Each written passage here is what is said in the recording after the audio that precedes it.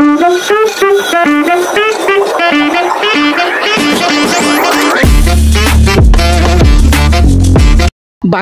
স্বাধীনতাকে যখন ভারত নিজেদের অর্জন হিসেবে দাবি করে, তখন আমি একে বাংলাদেশের স্বাধীনতা, সার্বভৌমত্ব এবং অখণ্ডতার প্রতি সরাসরি হুমকি হিসেবে দেখি, বলেছেন বৈষম্য বিরোধী ছাত্র আন্দোলনের আহ্বায়ক হাসনাত আব্দুল্লাহ।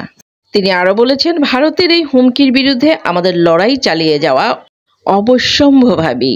এই লড়াই আমাদের চালিয়ে যেতেই হবে।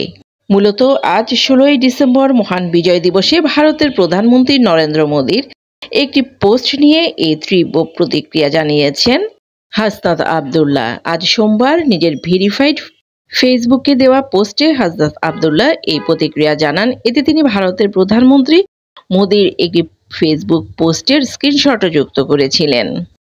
আর যে পোস্টে লেখা ছিল, আজ বিজয় দিবস। 1971 সালে ভারতের ঐতিহাসিক বিজয়ে অবদান রাখা সাহসী সেনাদের সাহস ও আত্মত্যাগকে আমরা সম্মান জানাই।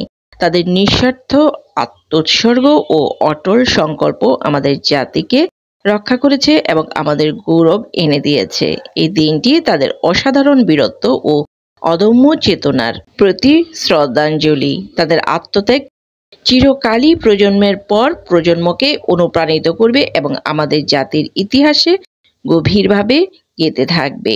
মোদীর এই পোস্টের স্ক্রিনশট নিজের ভেরিফাইড ফেসবুকে যুক্ত করে হাসনাত আব্দুল্লাহ লিখেছেন, এটি বাংলাদেশের মুক্তিযুদ্ধ। পাকিস্তানের বিরুদ্ধে বাংলাদেশের স্বাধীনতার জন্য এই যুদ্ধ সংগঠিত হয়েছিল, কিন্তু মোদী দাবি করেছে এটি শুধু ভারতের যুদ্ধ এবং তাদের অর্জন। তাদের বক্তব্যে বাংলাদেশের অস্তিত্বই উপেক্ষিত। মূলত মোদীর এই পোস্টকে ঘিরে আরও অনেকেই তাদের তীব্র প্রতিক্রিয়া ব্যক্ত করেছেন। সবাই ভালো থাকবেন। আল্লাহ হাফেজ।